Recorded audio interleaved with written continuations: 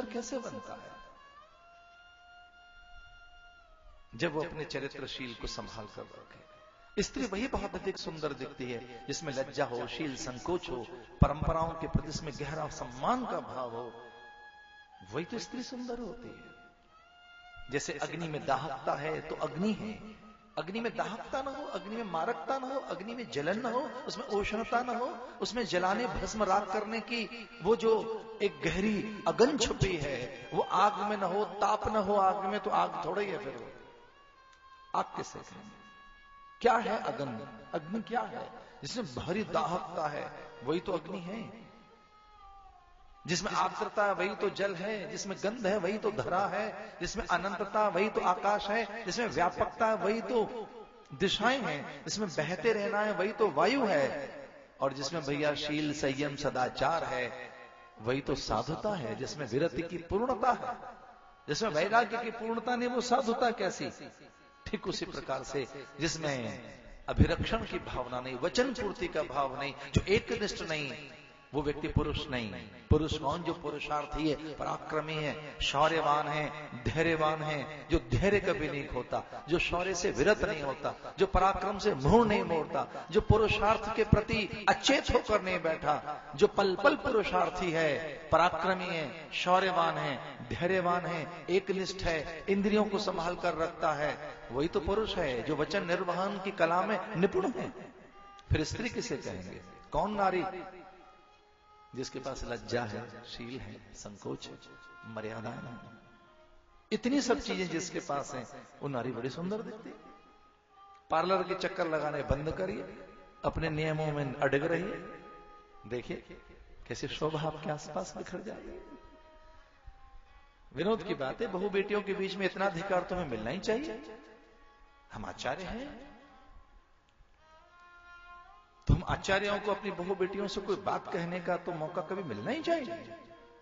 तो वही तो सुंदर है, वही तो सावधान है, जो अपने परंपरा और अपने मूल्यों के प्रति, परिवार की गोपनीयता को जो कभी उजागर नहीं करती महिला, जो द्वैत नहीं रखती, अतिथि अभ्यागत आगंतुक और यति योगी तपी सन्यासी माता पिता वृद्ध और सबके प्रति समान भाव से बढ़ती है, बेचारी बढ़ती रहती है, सदा बढ़ती रहती है।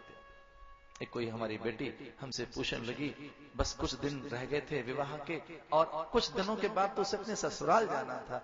उसने कहा, गुरुवर आपने मेरा बचपन देखा, गोद में खिलाया, हमें बड़ी हो गई, बहुत सुनाया आपसे मैंने, अब अंतिम उपदेश दीजिए, मैं ससुराल जा रही हूं।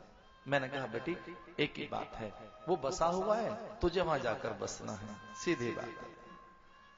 जिसके पास जा रही है वो बसा हुआ है, तुझे बसना है जाकर वहां की प्रकृति में, वहां की पर्व परंपराओं में, वहां के इष्ट कुल देवता की पूजा में, वहां के आचार विचार, रीति नीति, वहां जीवन जीने का जो सब कुछ ढंग अनूठा, अद्भुत, निराला, न्यारा और जिससे तू अनभिज्ञ है, बस वही तेरे लिए सब कुछ है। वहां के पशु पंछी, वहां के साधु संत योगी अतिथि अभ्यागत, वहां की भाषा, वहां का ढंग, वहां का जो कुछ भी है वो सब तेरा अपना होना चाहिए। एक पल के अंदर तेरे अंदर सब कुछ आ जाना चाहिए। और मुझसे कोई पूछे सन्यास क्या है, तो भारत की जो दुल्हन है वो सन्यास को जीती है। एक पल का उसमें सन्यास घटित होता है। बाबुल की गलियां बिसर गई, भैया संग सहेलियां सहचरी, वो खेलकूद का मैदान, वो गली चौबारे पल भल में ही तो बिसर जाते हैं जब वो ससुराल जाती है। जो अपना था वो सब बेगाना हो गया, और जो बेगाना है वो अपना हो गया। एक पल में जिसमें आसक्ति टूट जाती है, पल भर में ही कुछ फेरे लेने के बाद, गठजोड़े के बाद, कन्यादान के बाद, डोली में बैठकर ससुराल में आकर पल भर में ही बिसर गया बाबुल का घर। एक पल में जो पराया है वो अपना बन गया और अपना पराया हो गया। इसी के नाम तो सन्यास है कि यहां से जागतिक संबंधों को एक पल भर में चटका देता है योगी, और उससे नेह नाता जोड़ लेता है, एक पल में उससे जुड़ जाता है। इसी का नाम सन्यास है। पर सच है, भारतीय नारी के पास बड़ी जिम्मेदारी है, ये बड़ी जिम्मेदार है, इसके पास बहुत दायित्व है, ये कुछ अधिक ढोती है, ये अधिक सामर्थ्यवान है। और वैसे भी मादा को वैसे भी नारी जो मादा है उसके पास शक्ति ज्यादा बताई गई। वो शेरनी हो या फिर वो हथनी हो या फिर वो नन्ही सी पिपीलिका चींटी हो, यही ज्यादा काम करती दिखाई देती है।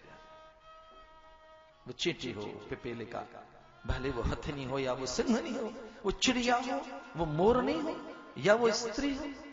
इसे कभी मैं इस मादा चरित्र को एक बार पढ़ रहा था और शास्त्र का मनोविज्ञान, शास्त्रीय विज्ञान ये कहता है स्त्री का जो मनोविज्ञान उसमें देना अधिक है, बटना है, प्रकृति है। वो भारिया है, भगनी है, तनया है, पुत्री है, माता है, गुरु माता है और वो दादी अम्मा है, नानी है। पल पल पल पल बढ़ती है, हजार उसके साथ संबंध है।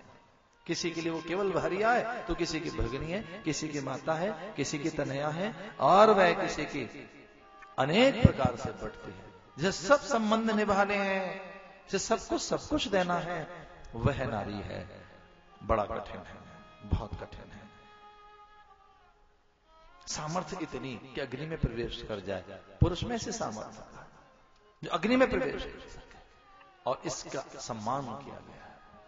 इसे नारी के सद्गुण, उसका चरित्र, उसका स्त्रैण, उसका मातृत्व, उसका कौमार्य, उसकी अस्मिता और उसके स्वभाव की जिसने रक्षा की है वही देव बने हैं। जिसने इसके साथ छलना की है, इसके सौंदर्य का दोहन किया है, जिसने इसकी भावनाओं को ठगा है, जिसने इसके साथ में अति की है और अधिक लिया है, भैया उसे सुख तो नहीं मिला।